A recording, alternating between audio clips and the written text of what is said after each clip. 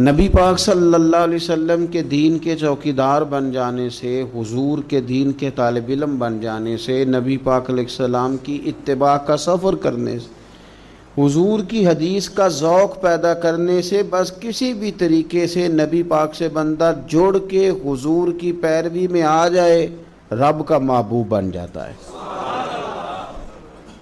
ایک بات اچھی طرح اپنے ذہن میں بٹھا لیں کہ اسلام بالکل فطرتی مذہب ہے، جبراً ہم سے کام نہیں کراتا۔ دل اللہ تعالیٰ کے دستے قدرت میں ہے، رب چاہتا تو ہر کافر کا دل اسلام کی طرف موڑ دیتا، پابند کر دیا جاتا کہ اگر تم دین قبول کرو گے، دین پر عمل کرو گے تو فلاں فلاں چیز ملے گی، ورنہ نہیں ملے گی۔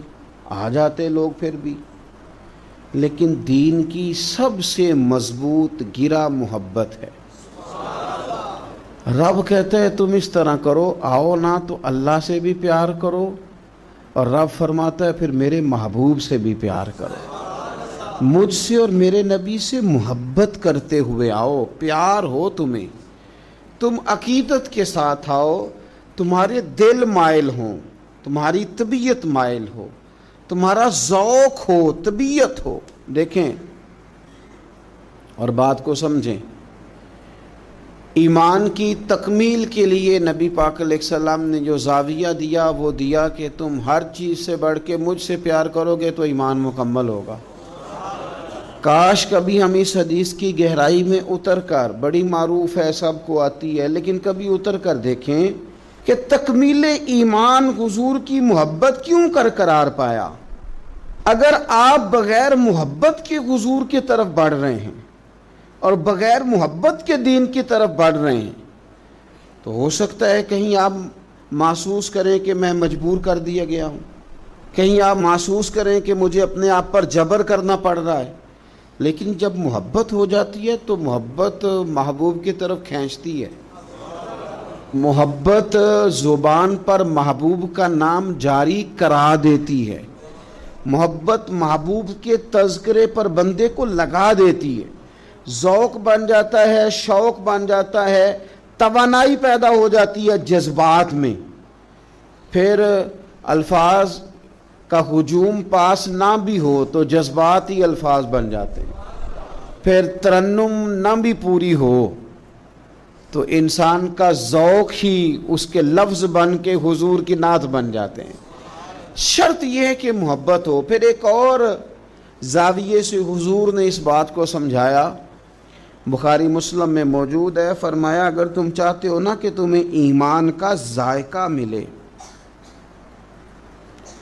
ایک روٹی پیٹ بھرنے کے لیے ہوتی ہے، ایک روٹی مزیدار ہوتی ہے۔ پیٹ بھرنے والی روٹی بھی بندہ مجبور ہو تو کھا کے گزارا کر ہی لیتا ہے، لیکن ایک روٹی اس طرح کی آتی ہے کہ سالن سامنے آتے ہی آنکھوں میں خوشی آ جاتی ہے، میری مرضی کا آ گیا بھائی، یہ تو میری پسندیدہ ہے۔ پھر بندہ کھاتا ہے تو کھاتے اس کا چہرہ بتاتا ہے۔ ایک ہے کھانا، ایک ہے ذوق سے مزے کا کھانا، ایک ہے مومن ہونا، اور ایک ہے کہ مزہ آ جانا کہ اللہ کا شکر ہے میں مومن ہوں، یعنی مومن ہونے کا مزہ آ جانا، ذائقہ نصیب ہو جانا، لطف نصیب ہونا کہ میں مومن ہوں۔ حضور نے فرمایا تو تین چیزیں پیدا کر، تجھے اللہ ایمان کا ذائقہ عطا کر دے گا۔ ذائقہ ایمان یعنی مومن ہونے کا بھی مزہ، مسلمان ہونے کا بھی مزہ، ذائقہ ملے گا۔ وہ کیا؟ بخاری مسلم میں حدیث ہے، فرماتے ہیں تین چیزیں پیدا کر، ایک تو ہر چیز سے بڑھ کر رب رسول سے پیار کر، سامنے رکھنا، اپنے سامنے رکھ، سامنے رکھ اولاد کو بھی، مال کو بھی، اپنے اقتدار کو بھی، کرسی کو بھی، شہرت کو بھی، یہ بتا کہ یہ چیزیں پیاری ہیں، یا دو قدم آگے بڑھ کے تجھے اللہ رسول پیارے ہیں۔ ہم تو تجربہ نہیں کرتے، لیکن حضرت عمر گھر سے تجربہ کر کے آئے تھے۔ انہوں نے آگے کہا یا رسول اللہ صلی اللہ علیہ وسلم، مجھے ہر چیز سے بڑھ کر آپ پیارے ہیں، پر مجھے جان زیادہ پیاری آپ سے، کیونکہ وہ سچ بولتے تھے نا، سچے لوگ تھے، دیانتدار، صاف کا۔ یا رسول اللہ صلی اللہ علیہ وسلم، میں سوالی بن کے آیا ہوں، حضور یہ مجھے جان آپ سے زیادہ پیاری ہے. تو حضور نے سینے پہ ہاتھ مارا، فرمایا ابھی ایمان مکمل نہیں ہوا. فوراً حضرت عمر بولے کہ یا رسول اللہ حکم کریں، بات بدل گئی ہے، اب آپ مجھے میری جان سے بھی زیادہ پیارے ہو گئے. فرمایا اب ایمان مکمل ہو گیا. ایک تو حضور نے فرمایا کہ ہر چیز سے بڑھ کر رب رسول سے پیار کرو، اور دوسرا نبی پاک نے فرمایا جس سے بھی پیار کرو اللہ رسول کے لیے ہی کرو. انہی محبتوں کا مرکز رب رسول ہوں. یہ سیاسی وابستگیاں، منہ رکھنے کے لیے تعلقات، ضرورت پڑی تو بندہ کام آ جائے گا، چونکہ میری مجبوری ہے، چونکہ مجھے ضرورت ہے، یہ بیچ میں سے نکال دو. خالص اللہ کے لیے کسی سے پیار کرو، مزہ آئے گا ایماندار ہونے کا. اور تیسرا حضور نے فرمایا کفر میں جانا تمہیں اتنا ناپسند ہو جتنا آگ میں جانا ناپسند ہے، پھر تمہیں ایماندار ہونے کا مزہ آئے گا، سرور آئے گا. اور جب ایماندار ہونے کا سرور آئے گا پھر انشاءاللہ نماز پڑھنے کا بھی آئے گا، پھر قرآن پڑھنے کا بھی آئے گا، پھر سنت پر عمل کا بھی آئے گا، خدمت دین کا بھی آئے گا. آپ جب یہ چیزیں پیدا کر لیتے ہیں، حضور کی محبت اپنی طبیعت میں ڈھال لیتے ہیں، پھر کوئی چیز خشک نہیں رہ جاتی. ہمارا یہ مسئلہ بن گیا کہ ہم نہ ہر چیز اجتماعی کے قائل ہوتے جا رہے ہیں. ادھر ساری دنیا جائے گی میں بھی ادھر جاؤں گا، تو یہ کوئی کمال تو نہیں نا. اور مرحوم اعظم نے تو کہا تھا اعظم ہمارے ہاتھ سے پیمانہ ہی گر گیا، ہر بل ہوس کے ہاتھ میں پیمانہ دیکھ کر. کہتے سارے ادھر چل پڑے تھے تو اب میں نے یہ رستہ چھوڑ دیا ہے. اب میں کسی وہ شاید فراز نے کہا تھا کہ شدت تشنگی میں بھی غیرت میں کشی رہی. بڑی پیاس تھی پر پھر بھی ہم نے غیرت سے پیا جو بھی پیا. شدت تشنگی میں بھی غیرت میں کشی رہی. اس نے جو پھیر لی نظر تو ہم نے بھی جام رکھ دیا. تو ساری دنیا جا رہی ہے تو پھر ہم نے جانا ہے، یہ تو بات ہی ٹھیک نہیں.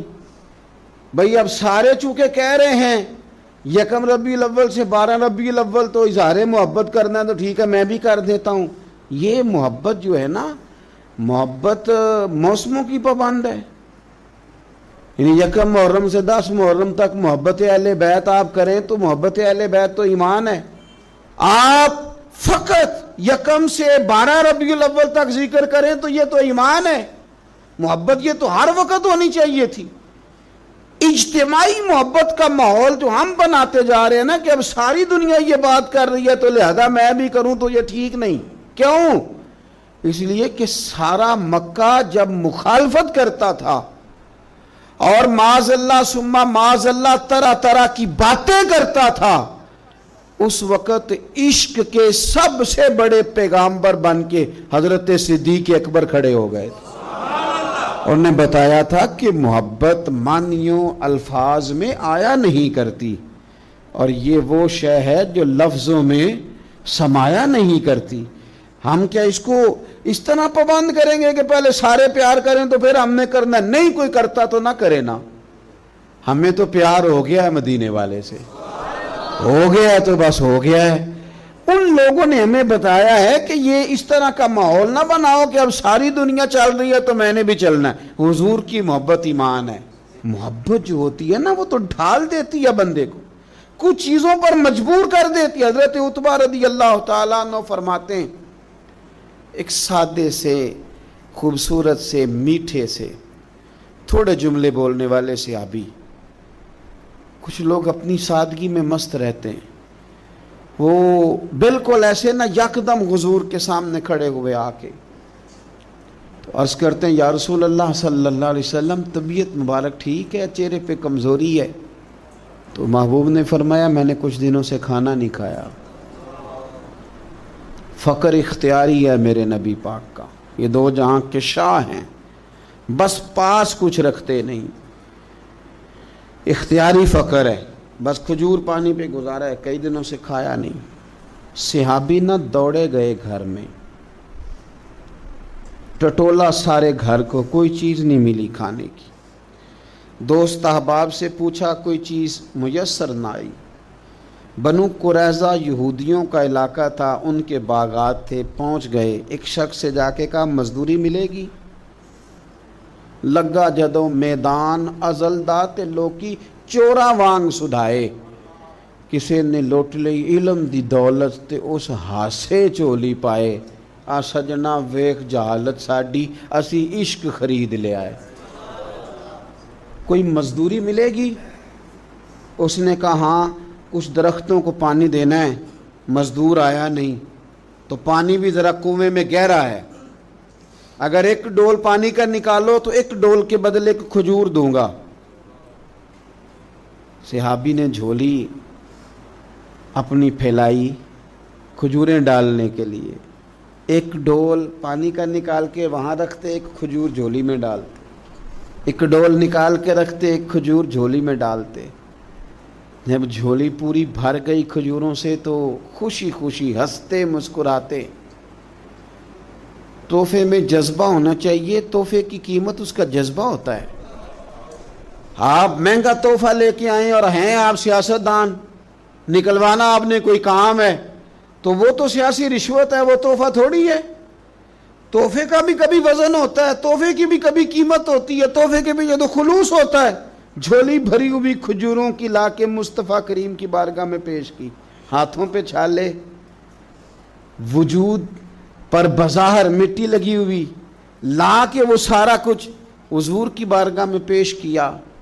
کریم محبوب نے کھجور اٹھائی، اٹھا کے کھائی، اور کھاتے ہی آنکھوں میں آنسو آئے۔ فرمایا تجھے کس نے مجبور کیا تھا یہ کام کرنے کو؟ کس نے مجبور کیا؟ تو نہیں، کچھ لوگ سادے ہوتے ہیں، انہیں زیادہ باتیں نہیں آتی، وہ لفظوں کے ہیر پھیر میں قابو نہیں کر سکتے، لیکن ان کی عقیدت بڑی پکی ہوتی ہے، ان کی باتیں بڑی خوبصورت ہوتی ہیں، لہجہ اتنا حسین ہوتا ہے کہ سمجھ آتی ہے کہ چھلک کیا رہا ہے لہجے سے۔ کس چیز نے مجبور کیا؟ تو لمبی بات کوئی نہیں کی، کہنے لگے حضور سادی سی بات ہے، ہمیں کون مجبور کر سکتا ہے، ہمیں تو آپ کی محبت نے ہی مجبور کیا ہے۔ بس یہ محبت ہے نا، پیار ہو گیا نا، یہ پیار ہو گیا تو بس نکل گئے، دوڑ آئے، اس محبت نے مجبور کیا، چلا گیا۔ خوشخبری نہیں، جو بظاہر خوشخبری ہوتی ہے وہ نہیں حضور نے سنائی، بلکہ نبی کریم نے فرمایا پھر تیاری کر، اگر تو محبت کرتا ہے تو پھر فقر کے لیے تیار ہو، پھر مشکلات کے لیے تیاری کر، کیونکہ جو مجھ سے محبت کرتا ہے نا اس کی طرف تو فقر یوں آتا ہے جس طرح گہری زمین پر سیلاب آتا ہے۔ پھر تو تیاری کر، پھر تیاری کر۔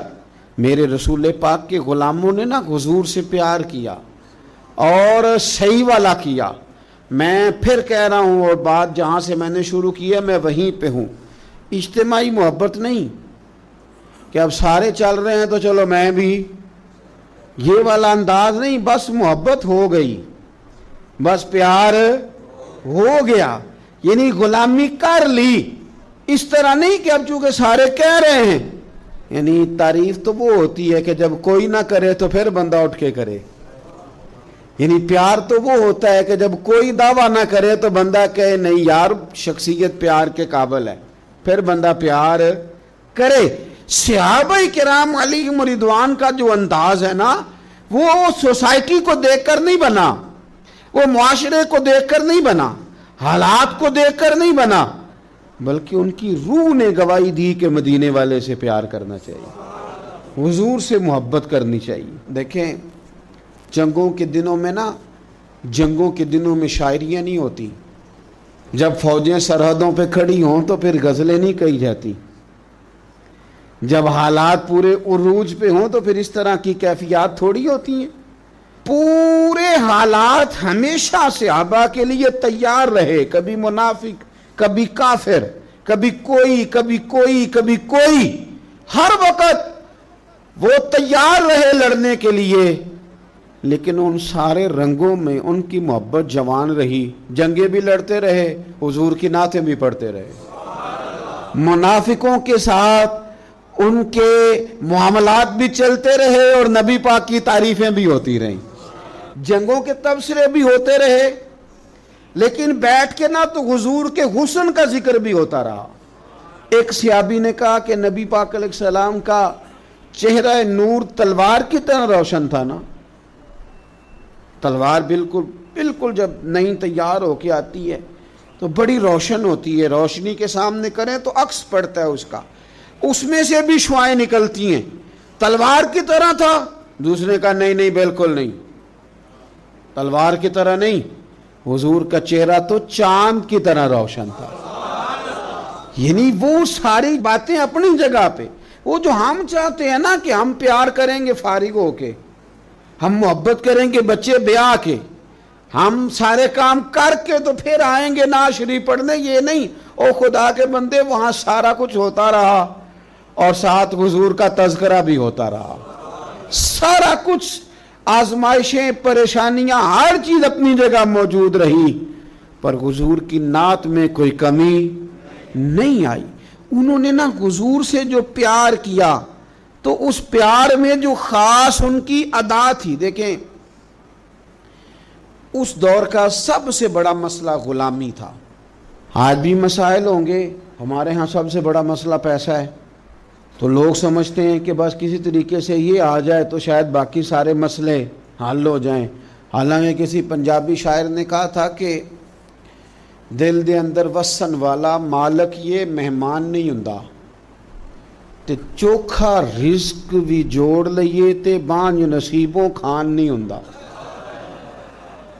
لیکن بعض لوگ سمجھتے ہیں کہ شاید سارا کچھ پیسہ ہی ہے اور اسی میں وہ باتوں کو تولتے رہتے ہیں، اسی میں سارا کچھ کرتے رہتے ہیں۔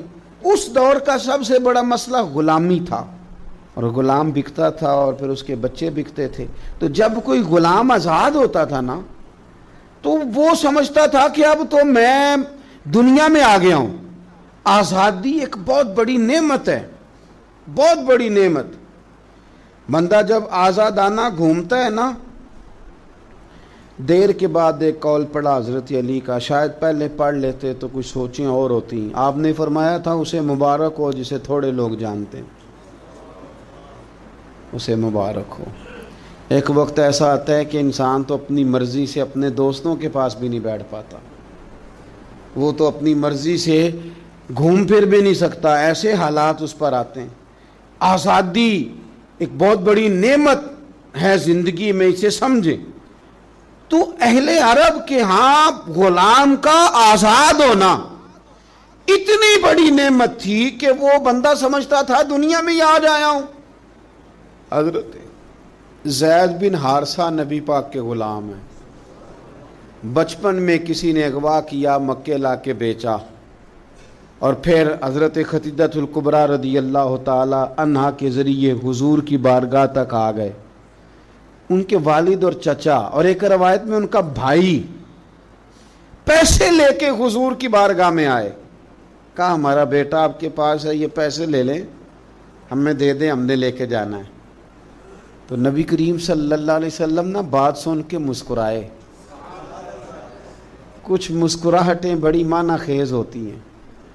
حضور مسکرائے، فرمایا میں زید کو بلاتا ہوں، اگر وہ تمہارے ساتھ جانا چاہے تو یہ پیسے تم ساتھ اپنے پاس رکھو، ایسے مفتی لے جانا اگر جانا چاہے۔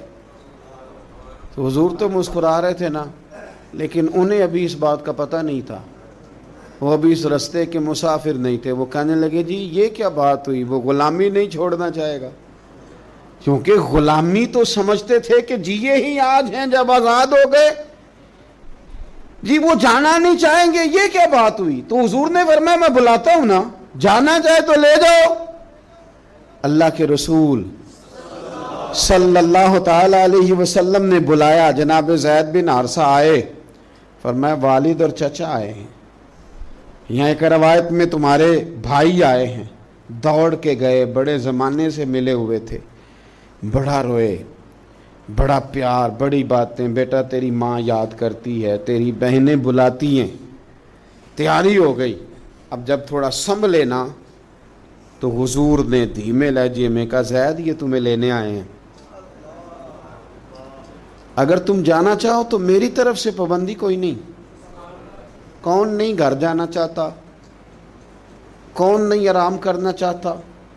2-3 دن بندہ باہر رہے نا تو وہ گھر لوٹ کے آئے تو اس کا دل کرتا ہے کہ آج نیند سکون کی آئے گی. ہم گھومتے ہیں پاکستان میں تو لوگ کہتے ہیں رات رہ جاؤ، زیادہ اصرار کریں تو پھر میں کہتا ہوں یار اپنے بیڈ پہ ہی نیند آتی ہے، تمہیں کیا بتائیں. گھر کون نہیں جانا چاہتا؟ اپنے بہن بھائیوں سے کون نہیں ملنا چاہتا؟ قرار ہی سارا وہاں ہے، سکون اور راحت ہی وہاں ہے. اس کی تو خواب کبھی آ جائے بندے کو اپنے گھر کی تو وہ خواب بڑی تسلی دے جاتی ہے. تو حضرت زید سے حضور نے فرمایا جانا چاہو تو چچا کا تو خیال تھا نا کہ یہ دوڑ لگا دے گا، یہ بھاگ جائے گا. گھر قریب آتا ہے تو حضور بھی سواریاں، مدینہ قریب آتا تو تیز کر دیا کرتے تھے، تو یہ تو دوڑے گا. لیکن جب کہا نا جانا چاہو تو چلے جاؤ تو حضرت زید دور کھڑے تھے، دوڑ کے آ کے حضور کے پیروں میں بیٹھ گئے. کہنے لگے سونے اماں بڑا پیار کرتی ہے، بہنیں انتظار کر رہی ہیں، پر آپ کو چھوڑ کے کون جائے؟ حضور آپ کو چھوڑ کے چلا جاؤں؟ یعنی آپ کو چھوڑ کے؟ بولے بریلی کے امام، کہنے لگے تیرے قدموں میں جو ہے غیر کا منہ کیا دیکھیں، تیرے قدموں میں جو ہیں، تیرے قدموں میں جو ہیں، تیرے قدموں میں جو ہیں وہ غیر کا منہ کیا دیکھیں. کون نظروں پہ چڑھے دیکھ کے طلب